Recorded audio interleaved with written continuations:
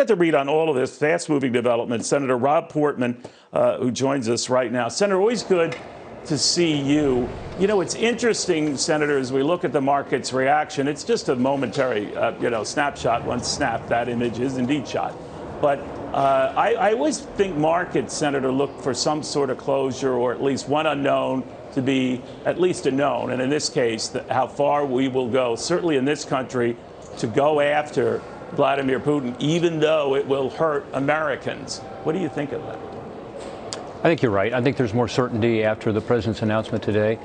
Also, Neil, this may be wishful thinking on my part, but I also think the market is reacting to the possibility that we are finally going to say that we should develop our own resources here. And as you know, the president, when he got elected on day one, stopped the Keystone XL pipeline. Then he put an executive order in place stopping exploration on public lands and on water. And then also he has, done additional executive orders and tried on the waters of the United States, which is really a permitting issue for energy projects as well as other projects. Well, there was nothing in his remarks today, Senator, but there was nothing he said, at least today, to indicate that was forthcoming. But you could be right in that he said for a while that he wasn't keen on banning all Russian oil, and now he has. So you think that it's just a matter of time before he does a 180 on this and might cite the crisis as the reason to do so. Absolutely. Yeah. And he should. Look, we should develop our renewables as well, but we have got to stop punishing the oil and gas exploration in this country and then importing, by the way, dirtier fuels from other countries. It makes no sense from an environmental point of view. Certainly it doesn't. And we know now it doesn't from a national security point of view. It certainly doesn't help for the price at the pump. So I don't know, maybe again, that's wishful thinking on my part, but I think we need a new energy policy. We need to back off. He can revoke those executive orders tomorrow. He can ensure that there is more certainty out there just in terms of not just exploring, but actually using some of the rigs that are out there in places like Ohio to develop our natural gas and our oil. So I think that's part of it. The other issue, Neil, that I've talked about before is that we gave Russia back in 2012 most favored nation treatment, preferential treatment to our market as part of their WTO, World Trade Organization accession. And I think we got to cut that off. I mean, this makes no sense. Oil is energy is our number one import to us. Oil is a big part of that. So we're already doing that. But it also would require higher Senator, tariffs he's on going all to find kinds a of way products. around that, right? China has already indicated that it is open to buying oil that the rest of the world might take off the market. China's also been scooping up or plans to take stakes in a number of Russian energy and commodity companies. If you had your druthers and were advising the president on this matter, would you also punish China for doing things like that?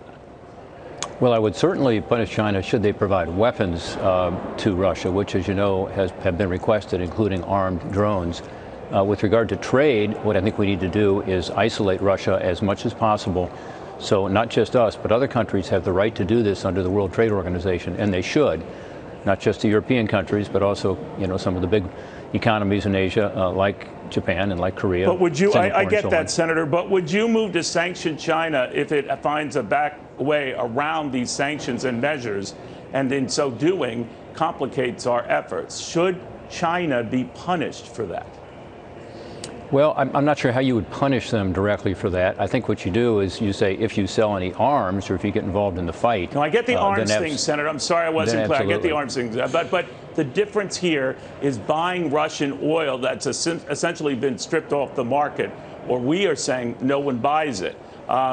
China would continue doing so. India probably as well. So that could explain why Vladimir Putin is doing what he's doing. He has a way to get that pricey oil out.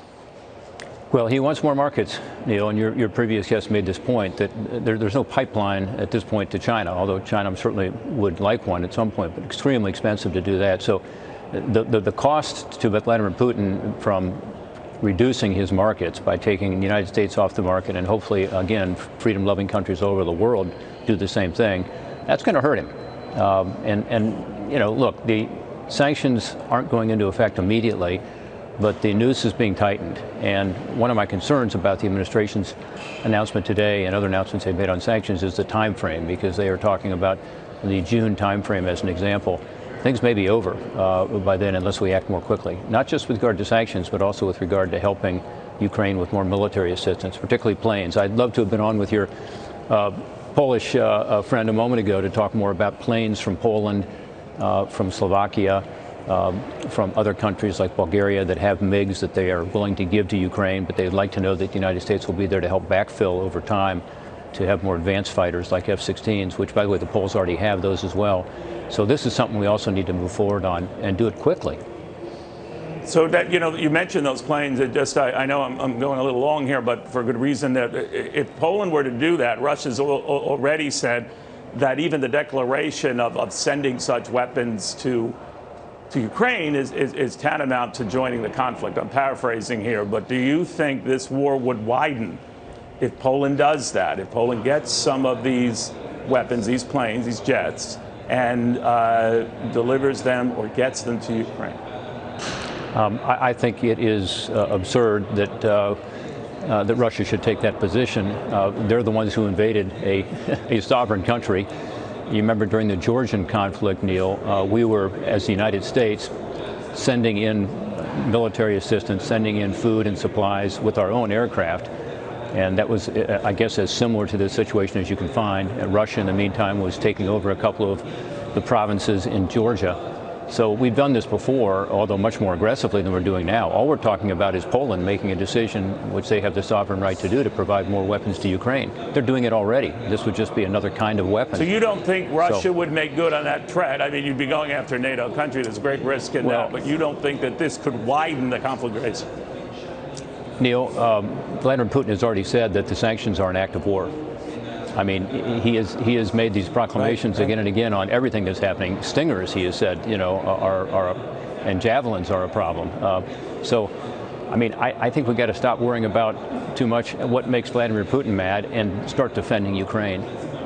It is urgent. It's desperate. Once again, last night they're shelling innocent civilians. And I saw the kids being evacuated from the Kyiv Children's Hospital.